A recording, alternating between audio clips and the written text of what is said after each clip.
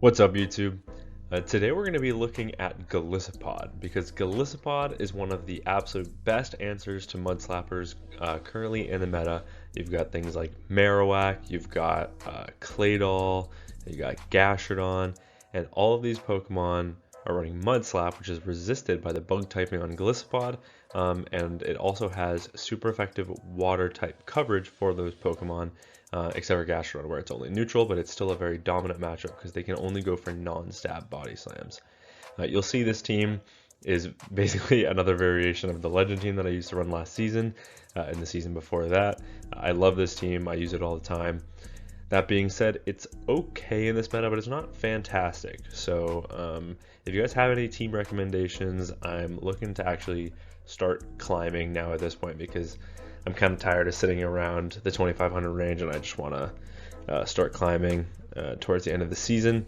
That being said, this team, it looks like it's triple weak to Galarian Corsola and triple weak to Clodsire, but I mean that's just not really true because you'll see plenty of Clodsire in these matchups. But yeah, without further ado, let's hop into some battles. All right, who we got? We got a Drapion on a lead. So this is an okay matchup because their poison stings are triple resisted, but it takes us a while to get to the earthquake. So what I typically like to do, throw a crunch. So maybe this is a crunch sludge bomb Drapion because yeah, that's two crunches, and it was a CMP tie that I lose with the Steelix, but I did not expect them to shield, which is why I threw on CMP. But we simultaneously switch. They come in with a Primeape, and we have GOLISOPOD, which resists the Karate Chops, which is nice. However, they do get to these Rage Fists lightning fast, and one Aqua Jet probably would be enough to KO from this range. But they are going to shield that. But now we have a pacing advantage because we let the first one go, so we can always throw just one turn before they make it to the next Rage Fist. And if they shield this one as well, which they don't, oh wait, they have no shields, so obviously they do not. But now I can overfarm here, go for the Aqua Jet right before the Drapion makes another move, and it is a Credilli in the back, so I can just go for the super effective X Scissor. I don't want to concede a farm down, so I'm going to instantly switch in my Steelix, force them to throw some energy, and they do right before I make it to my Psychic Fangs, which is fine. They have to, the Rock Tomb from a Shadow would probably still KO from that range, so they don't have to go Grass Knot, but at this point they're energy dry, or nearly energy dry, and we have a full HP Jumpluff with a shield, and they have no ability to farm, so they will just resign the match. Terrible lead in the next match. Okay, but we have two better answers in the back, so we're going to get into our safe switch of GOLISOPOD, and we bait out a Bastion, which isn't great because they can eat one Aqua Jet very comfortably. They do elect to shield the first, which is a little bit surprising, but here comes a second Aqua Jet, so at least this will connect. We'll get some okay chip, and then we'll just come in with the Steelix. No, they're going to double shield, so they're double shielding their Bastion. But this actually allows me to get to a third Aqua Jet, and they are just going to get the full farm down. So they're at 100 energy at this point, but we can take a Flamethrower no problem. In fact, let's see comparatively the bulk. Yeah, we can take 3 or 2 comfortably without shielding, and that's exactly what I'm going to do. I'm just going to let this go, and then I'm going to overfarm with the Steelix. I can knock out with the Earthquake once I get there. Because that is double super effective damage. So that's exactly what I'm going to do. I'm going to throw before they make it to their third Flamethrower, and now we have a 2 shield advantage for our Jumpluff. So we're instantly switching, and they are staying in this matchup. So something is incredibly wrong with my opponent's team. They might be ABA weak to Jumpluff, which would be absolutely incredible. They do throw the Rock Tomb. That does lower my attack. I was just a little bit worried about an Ice Beam, but I actually don't think they even farmed up to it. It is 6 Mudslaps to the first for an Ice Beam, I believe, on Claydol. That being said, I'm going to let the second go because I do not know what is that last Pokemon in the back yet. So I'm going to overfarm here, go for the Acrobatics. This should be enough to KO from this range, and it does. And what is in the back? It is an Annihilate. We can just connect with the Acrobatics. Acrobatics from this range debuffed actually isn't enough to KO, so I'm just going to make a sneaky little catch. Absolutely unnecessary, we had a shield, but it is fun. They go for the undercharge on the Rage Fist so they can get 3 more counters in, but at this point, they're still going to get outpaced. In comes the Aerial Ace, and this will be enough to KO, and my opponent is unfortunately going to go down there, so we do take that win. Alright, Steelix into Dragonite. This is a pretty great lead because these Dragon Breaths are resisted, and in comes a Grimer of all things. This is an XL Kanto Grimer on my screen. They go for a Sludge, and that is neutral damage, and it is the new buffed move. So pretty cool that we've got that here. This would be a fun Pokemon to look at, to be honest. We do grab a shield from my opponent, so I am going to shield back because they can't really farm me down here. And at this point, Aqua Jet from this range would probably just be about enough to KO. I'm not really sure how much play Grimer has in this current meta, but it is a cool pick to see from my opponent. They do give me Switch, so we take it to the ones though. And then they come in, get the farm down with the Dragonite, not quite able to make it to a move in the GOLISOPOD, but it would all be resisted. In comes Steelix. It's a Mud Slapper in the back in Marowak, and so this game is over. It takes 2 charge moves to KO, so it doesn't matter really what order I go in. So I'm going to go for the Aerial Ace first, and now once that connects, I can just overfarm and then go for the Acrobatics. And Acrobatics from this range should be just enough to KO. This is the non-Shadow. They might barely live this, and they do on 1 HP, but I can actually survive this Rock Slide, so it's no problem. We can survive 2 Rock Slides from the non-Shadow, and that actually allows us to make it to an Aerial Ace as well. These Fairy Winds are adding up on the Dragonite as well. We grab that final shield, and now we have Steelix with the Psychic Fangs, and they're going to have to make it to a Dragon Claw. Oh my god, Dragon Claw before, and a Superpower before I'm able to get the farm down. My opponent doesn't think they can get there, so they just resign the match. Into the next match, we've got a Wiggly on the lead. That is a fantastic lead. They come in with a hard answer of Gastrodon to be met with GOLISOPOD, and then to instantly resign the match. Yeah, don't run Wiggly Double Charm. It's ass. So Steelix into Credillia. This is a neutral matchup, but it's one that we can play out of because it does force them to go for Grass Mats. They probably think we just have like Psychic Fangs and Breaking Swipe in this matchup, so what I do is I throw the Psychic Fangs right away. This lowers their defense and puts them in range for an Earthquake, especially after these Thunder Fangs start adding up, and my opponent can throw 2 Grass Knots, and it's not enough to KO. And because we lowered their defense, in comes the Earthquake. My opponent is unlikely to shield, and it just KOs the Credillia. So we actually take Switch in that matchup, which is really nice. They come in with a Jellicent only to be like Thunder Fanged into a pretty low health range, or lower health range. We come in with a GOLISOPOD because we have super effective Shadow Claws, and my plan coming into this matchup is to double shield my GOLISOPOD. And that's because I think all the shields are going to be absolutely only useful here.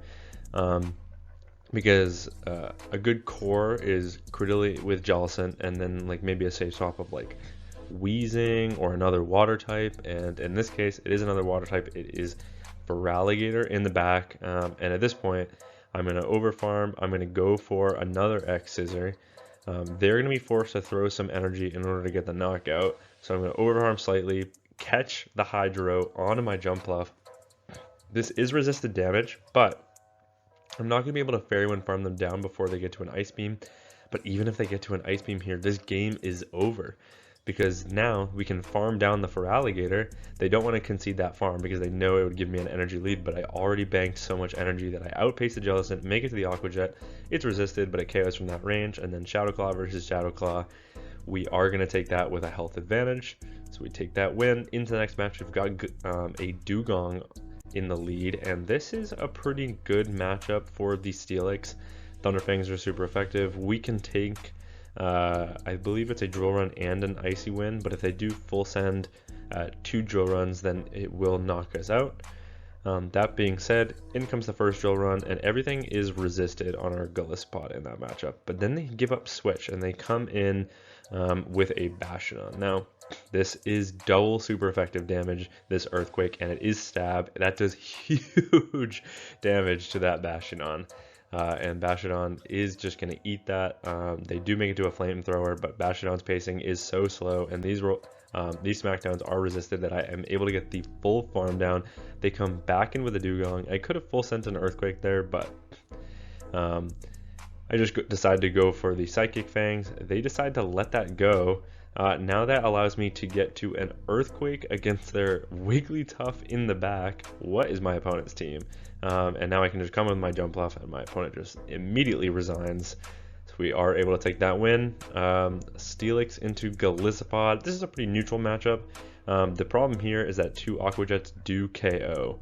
But if we want to commit a shield, we can take this just by going straight Psychic Fangs and Thunder Fang farm down. So we are going to throw the Psychic Fangs right away because we want to just make these Thunder Fangs add up. I farm 4 Thunder Fangs and then go for the catch onto my Golisopod because it takes 4 Poison Stings to get to the Aqua Tail. And now we can always outpace because they have to go for Crunch in this matchup, and that is 5.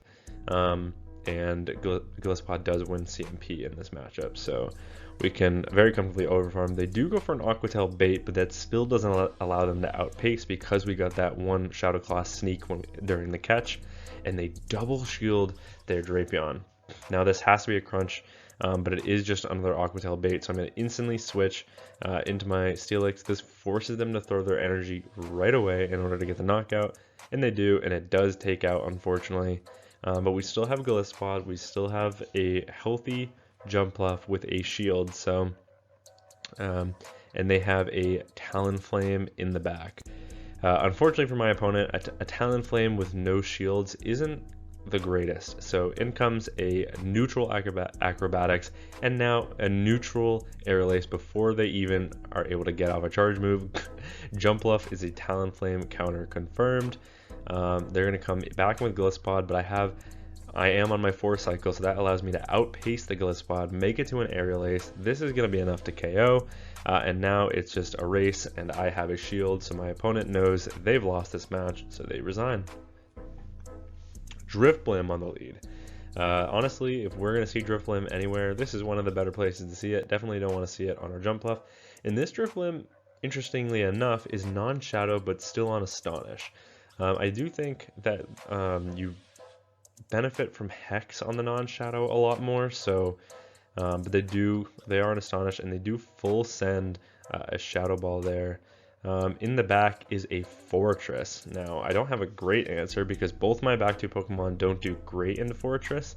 That being said, their Volt Switches are double resisted here. Rock Tomb is resisted. They have to full send the Earthquake in order to get the knockout. So I call their bluff, but they do end up going and full sending the Earthquake. I do get 1 turn lag when I come in here, but they do make it to a Rock Tomb. This is super effective damage, but it only does about 50%. And it lets me overfarm pretty significantly here, and an Aerial Ace from this range will certainly be enough to KO. And they actually try and save the energy on that Fortress. They come in with a Drifblim. I'm able to overfarm here, get the knockout or a shield with the Aerial Ace, and now once I've grabbed that shield, I'm already at another Aerial Ace, so I can just pick up the knockout.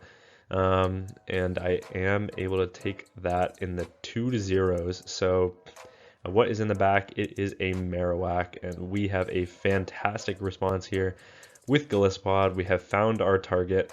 That actually isn't enough to KO because this is the non-Shadow. They do make it to a Rock Tomb here, and they are pretty close to a Rock Slide, but I have 2 shields, so this game is well and truly over. My opponent realizes that, so they do just resign the match. Great lead in the next match. We've got a Wiggly. I'm loving all these Wiggly leads. This is great. In comes a Mud Slapper. This is the exact team we are looking to find. We can very comfortably take a Rock Tomb here. They did not farm up to the Ice Beam, so we're just going to do that. A lot of my opponents did actually fight for Switch against Jumpluff as a Mud Slapper, which is kind of ridiculous to me. But here we go. Here's an opponent doing that. And I do try and throw on alignment right away, hoping that they would go for the extra Mud Slap to throw on good timing, but they don't. And now I'm double debuffed before I'm even able to get to an Acrobatics. or able to connect with an acrobatics, which means that that does under 50% of the Claydol's health. Claydol is very bulky. So now I'm going to full send another acrobatics and hope that the fairy winds have put it into range. But my opponent actually shields, not trusting that they would survive that charge move, and I'm very willing to commit the shield back, because at this point, even especially when they go for a shadow ball, these fairy winds have definitely put this in acrobatics range. So he took it to the zeros of the mud slapper, but we are still able to maintain alignment, which is great. We don't really want our Shadow Claw user on the Wiggly, especially when we have a steal on the lead. So connecting with the acrobatics, that is debuff, so it doesn't do that much damage. Another mud slapper in the back. We've got GOLISOPOD, and even though we're a tiny bit slow on the switch, we still are able to outpace before they can make it to the rock slide. And that basically KOs, even if they connect with a rock slide here, it's not going to be enough to KO, and it's basically just going to give less farm to the Wiggly, so that's fine by me. Are they going to come in with the Wiggly? No, they're just going to resign the match, and we are able to take that win. But yeah, that's going to be it for me for this video. This is the same core you've seen over and over, just with GOLISOPOD. I saw so many mud slappers in the back line today, just because all the Drapions were out yesterday, so now you've got so many mud slappers in the back yesterday. Honestly, if you can find something that counters both, maybe like a Corviknight or even Gliscor, I like Hakamo. All these Pokemon are pretty interesting and fun to play with, at least. But yeah, that's gonna be it for me from this video. Thank you all so much for watching, and until next time, peace.